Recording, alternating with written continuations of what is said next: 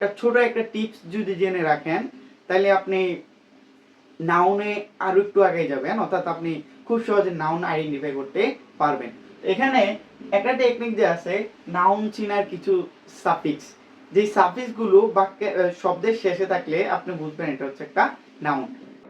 ইংলিশের একদম জিরো থেকে যারা শিখতে চান আজকের এই ভিডিওটি আশা করি আপনার জন্য অনেক হেল্পফুল হবে। তো এই কোর্সে অর্থাৎ জিরো থেকে ইংরেজি শিখির আমি ইতিমধ্যেই 4টা ক্লাস করে ফেলছি।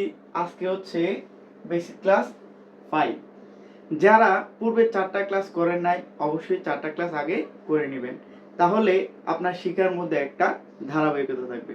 তো কথা না বাড়িয়ে আমি চলে যাচ্ছি জিরো থেকে ইংরেজি শিখি বেসিক ক্লাস 5-এ। আমরা মূলত আজকের ক্লাসে কি আলোচনা করব? আমরা আজকে ক্লাসে আলোচনা করব হচ্ছে নাউন সম্পর্কে। তো শুরু করি আমাদের পার্ট।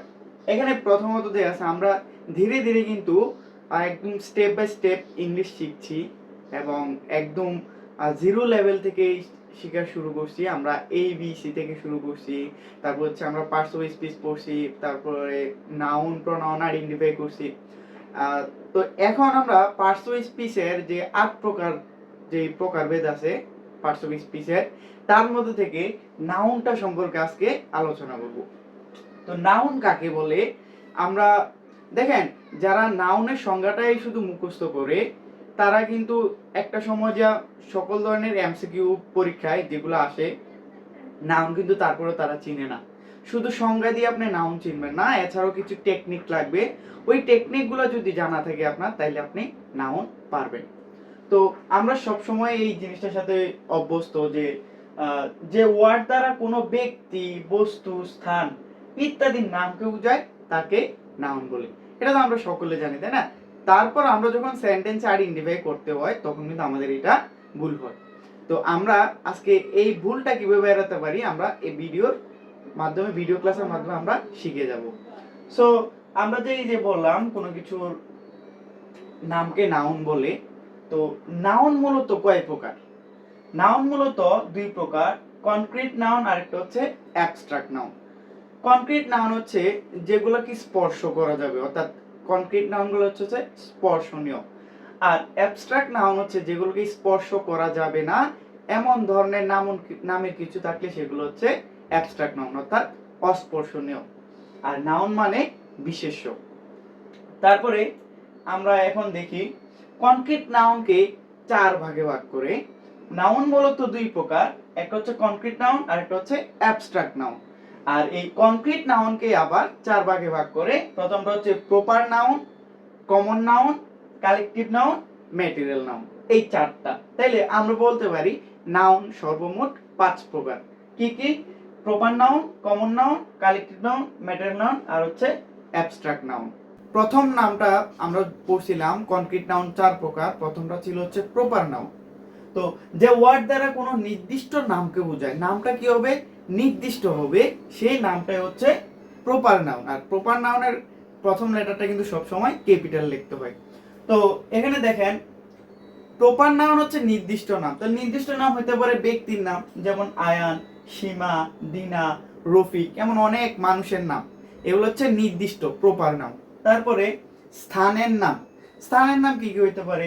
কুমিল্লা, ঢাকা, সিলেট, অনেক কিছু হতে পারে। স্থানের নামগুলো কিন্তু একটা নির্দিষ্ট নাম, এই কারণে এটা হচ্ছে একটা প্রপার নাউন। তারপরে দিনের নাম, যেমন স্যাটারডে, সানডে, মানডে যা আছে দিনের নাম, এক একটা নির্দিষ্ট, এই কারণে একটা প্রপার নাউন। তারপরে মাসের নাম, জানুয়ারি, ফেব্রুয়ারি, মার্চ 12 মাসের নাম, নির্দিষ্ট নাম, এই কারণে এটা হচ্ছে প্রপার নাউন। তারপরে দেশের নাম, বাংলাদেশ, জাপান, ইরান, আরো অনেক দেশের নাম আছে, তাই না? এগুলো হচ্ছে নির্দিষ্ট নাম, তাইলে আমরা এগুলোকে বলতে পারি প্রপার নাউন। তারপরে নদীর নাম, পদ্মা, মেঘনা, যমুনা, হ্যাঁ, গুমতি, অনেক কিছুই, অনেক নদী আছে যে নদীগুলোর নামগুলা একটা নির্দিষ্ট নাম বোঝায়, এই কারণে এটা হচ্ছে একটা প্রপার নাউন। তারপরে ভাষার নাম, বাংলা, ইংলিশ, স্প্যানিশ, অনেকগুলো আছে, তাই না? এই ভাষার নামগুলো কিন্তু নির্দিষ্ট, অ্যারাবিক আছে, তাই না? এগুলো হচ্ছে নির্দিষ্ট নাম, এই কারণে এগুলো হচ্ছে প্রপার নাউন। বিষয়ের নাম, যেমন ইংলিশ, বাংলা, অ্যারাবিক যে সাবজেক্টগুলো আছে এই সাবজেক্টগুলোর নাম কিন্তু নির্দিষ্ট, তাইলে এগুলো হচ্ছে প্রপার নাউন। এছাড়াও আমরা যেমন যত ধরনের খাবার খাবো, ধরেন রেস্টুরেন্টে যাওয়ার পরে মেনু কার্ডে যে খাবারগুলো দেয়া থাকবে, নাম দেয়া থাকবে, এগুলো হচ্ছে আমাদের প্রপার নাউন। তো আশা করি বুঝতে পারছেন প্রপার নাউন কোনগুলো। এবার চলে যাচ্ছে হচ্ছে প্রপার নাউনের উপরে কমন নাউন সম্পর্কে আলোচনা। কমন নাউন হচ্ছে যে ওয়ার্ড দ্বারা একটি জাতিকে বোঝায় তাকে কি বলে? কমন নাউন বলে। অর্থাৎ একটা নাম কিন্তু একটা সমগ্র জাতিকে বোঝাবে, সেটা হচ্ছে কমন নাউন। যেমন দেখেন এখানে লেখা আছে টিচার। টিচার বলতে দেখেন এখানে ফিমেল টিচার আছে, মেল টিচার আছে, তাই না? এক কথায় সকল টিচারকে বোঝায় টিচার বললে, তাইলে এটা হচ্ছে আমাদের কমন নাউন। স্টুডেন্ট, ছেলে স্টুডেন্ট আছে, মেয়ে স্টুডেন্ট আছে, সকল স্টুডেন্ট, সকল ছাত্রছাত্রী, এক কথায় বলি আমরা স্টুডেন্ট, অর্থাৎ এটা হচ্ছে একটা কমন নাউন। ডক্টর, অনেক ধরনের ডাক্তার আছে, এই কারণে এক কথা বলি হচ্ছে ডক্টর, এগুলো হচ্ছে কমন নাউন। প্লেয়ার, ক্রিকেট খেলার ক্রিকেট যারা খেলে, ফুটবল খেলা যারা যারা খেলে তাদেরকে আমরা প্লেয়ার বলি, তাই না? তাহলে প্লেয়ার বলতে সকল ধরনের খেলোয়াড়কে বোঝায়, তাহলে এটা হচ্ছে কমন নাউন। তারপরে ফ্রুট, অনেক ধরনের ফল আছে। তারপর হচ্ছে গেম, হসপিটাল, ম্যান, উমেন, বয়, গার্ল, মেল, ফিমেল, বার্ড, কার, এটসেট্রা। তাইলে যে নামটা দ্বারা সকল একটা জাতিকে বোঝাবে, হ্যাঁ, একটা জাতকে বোঝাবে, সেটা হচ্ছে কমন নাউন। এই কমন নাউনের পরে আমরা আলোচনা হচ্ছে কালেকটিভ নাউন। কালেকটিভ নাউন কাকে বলে? যে ওয়ার্ড দ্বারা কোনো একটি দল বা সমষ্টিকে বোঝায় তাকে বলে কালেকটিভ নাউন। দেখেন প্রপার নাউন কোনো কিছু নির্দিষ্ট নাম, তারপর ছিল কমন নাউন একটা জাতিকে বোঝাবে, একটা নাম দ্বারা উভয় সবগুলো সবাইকে বোঝাবে। আর হচ্ছে এখন কালেকটিভ নাউন। কালেকটিভ নাউন হচ্ছে একটা দলকে বোঝাবে অথবা একটা সমষ্টিকে বোঝাবে। যেমন কি কি হতে পারে? গ্রুপ, গ্রুপ মানে হচ্ছে একটা দল, দলের মধ্যে অনেকজন সদস্য থাকে, তো অনেকজন সদস্য মিলে কিন্তু একটা সমষ্টি, এই কারণে এটা হচ্ছে কালেকটিভ নাউন। তারপরে ক্লাস, একটা স্কুলে দেখেন অনেকগুলো ক্লাস মিলে একটা স্কুল হয়, তাই না? তাহলে এইটা হচ্ছে আমাদের একটা কালেকটিভ নাউন। ফ্যামিলি, ফ্যামিলিতে অনেকজন সদস্য থাকে, এই কারণে এটা একটা সমষ্টি, আর এটা হচ্ছে collective noun. Army, police, cattle, হ্যাঁ, ইত্যাদি আরো অসংখ্য আছে। আপনি জাস্ট সংজ্ঞাটা মুখস্থ না করে এটার কি বলতেছে, এটার সেন্সটা যদি বুঝতে পারেন, তাহলে আপনি এমন অসংখ্য নাউন চিনতে পারবেন কালেকটিভ নাউনের। তারপরে আলোচনা করব হচ্ছে ম্যাটেরিয়াল নাউন সম্পর্কে। ম্যাটেরিয়াল নাউন কাকে বলে? যে সকল নাউন ধরা বা ছোঁয়া এবং ওজনও পরিমাপ করা যায়, ধরা যাবে অথবা ছোঁয়াও যাবে, এগুলোকে ওজনও করা যাবে, হ্যাঁ, কিন্তু গণনা করা যায় না, তাকে বলা হচ্ছে ম্যাটেরিয়াল নাউন। এখানে টাইপিং মিস্টেক। তারপরে উদাহরণ হিসেবে আমরা বলতে পারি হেয়ার, এই যে হেয়ার ধরা যাবে, ছোঁয়া যাবে, এগুলা কাটার পর ওজনও করা যাবে, হ্যাঁ, তার মানে এটা দেখেন যেটা গণনা করা যায় না, চুল কিন্তু আমরা গণনা করতে পারি না, তার মানে এটা হচ্ছে আমাদের ম্যাটেরিয়াল নাউন, বাট এটাকে ওজন করা যাবে। তারপর হচ্ছে অয়েল, তেল আমরা যখন বাজার থেকে ক্রয় করি ওজন করে কিনি, যেমন 1 লিটার, 2 লিটার, 500 গ্রাম এমন করে, তার মানে যেটার ওজন আছে, পরিমাপ আছে, সেটা হচ্ছে ম্যাটেরিয়াল নাউন। তারপর হচ্ছে সোপ, সোপ হচ্ছে সাবান, আমরা কিন্তু সাবানের উপর একটা নিট ওজন লেখা থাকে, ওই ওজনটা অনুসারে দোকানদারকে টাকা দেয়, তাহলে এটা আমরা ওজন হিসেবে কিনি, এখন এটা হচ্ছে ম্যাটেরিয়াল নাউন। হানি, ওয়াটার, রাইস, গোল্ড। যদি আপনি কনসেপ্টটা বুঝতে পারেন, আশা করি এই ম্যাটেরিয়াল নাউনটাও আপনার ক্লিয়ার হয়ে গেছে। এখন আমরা আলোচনা করব হচ্ছে অ্যাবস্ট্রাক্ট নাউন নিয়ে। অ্যাবস্ট্রাক্ট নাউন কি? যে সকল নাউন ধরা বা ছোঁয়া এবং ওজন বা পরিমাপ করা যায় না কিন্তু অনুভব করা যায় তাকে বলে অ্যাবস্ট্রাক্ট নাউন। ম্যাটেরিয়াল নাউন, এটাকে আপনি ধরা বা ছোঁয়া যেত, এবং হচ্ছে এটাকে আপনি ওজন বা পরিমাপও করতে পারতেন, বাট 1-2 করে গণনা করতে পারতেন না। আর অ্যাবস্ট্রাক্ট নাউনের মধ্যে পার্থক্যটা হচ্ছে ধরা বা ছোঁয়া যাবে না, ওজনও করা যাবে না বা পরিমাপও করা যাবে না, শুধুমাত্র ফিল করা যাবে, অনুভব করা যাবে, সেটা হচ্ছে অ্যাবস্ট্রাক্ট নাউন।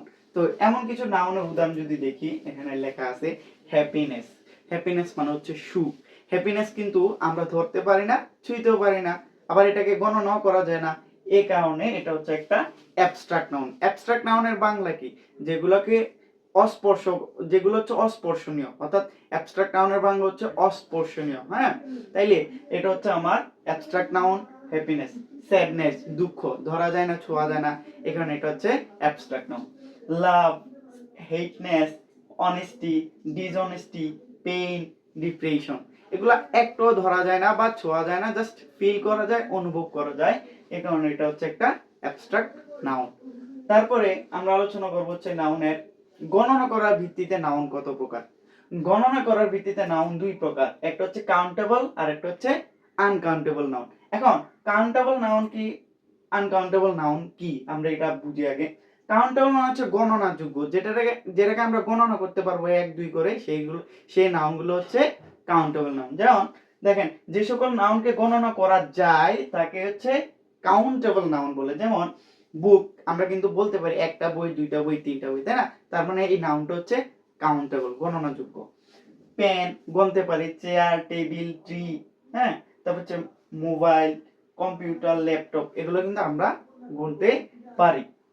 তাইলে এগুলো হচ্ছে আমাদের কাউন্টেবল নাউন। তারপরে আনকাউন্টেবল নাউন।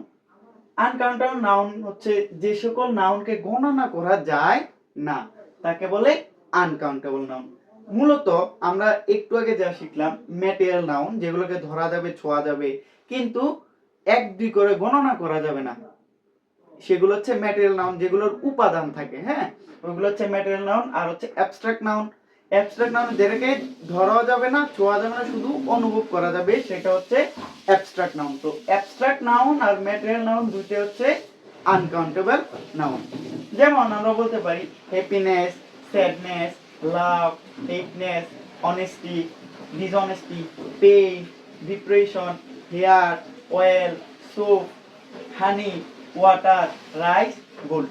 এখানে যতগুলো নাউন দেয়া আছে, কোন একটা নাউনে কিন্তু আমরা এখানে সেগুলোকে ধরতে পারবো না।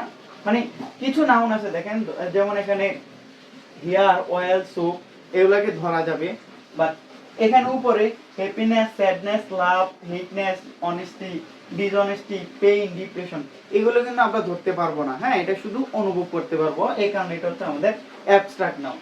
আর ম্যাটেরিয়াল নাউন কিছু আছে যেগুলো আমরা ধরতে পারি, বাট এটাকে আমরা গণতে পারবো না, হ্যাঁ, 1 2 করে গণতে পারবো না। Hair, oil, soap, honey, water, rice, gold, তাহলে এগুলো হচ্ছে আমাদের আনকাউন্টেবল নাউন। তারপরে আমরা এই যে নাউনের যত আলোচনা করলাম, এই আলোচনা করার পরেও একটা ছোট একটা টিপস যদি জেনে রাখেন, তাহলে আপনি নাউনে আরো একটু আগে যাবেন, অর্থাৎ আপনি খুব সহজে নাউন আইডেন্টিফাই করতে পারবেন। এখানে একটা টেকনিক যে আছে, নাউন চিনার কিছু সাফিক্স, যে সাফিক্স গুলো বাক্যে শব্দের শেষে থাকলে আপনি বুঝবেন এটা হচ্ছে একটা নাউন। দেখেন, শব্দের শেষে যদি ment, ness, hood, dom, ship, tion, sion, T Y, C E, তারপর হচ্ছে T H, O R, H, A L, C S, C Y, S, I S M ইত্যাদি থাকে, তাহলে বুঝবেন সেটা হচ্ছে একটা নাউন। তো এই ছিল আজকের ক্লাসে নাউন সম্পর্কে আলোচনা, নাউনের বিস্তারিত একটা আলোচনা ছিল আজকের ক্লাসে। তো আশা করি সকলে নাউন সম্পর্কে একটি ভালো ধারণা পেয়েছেন।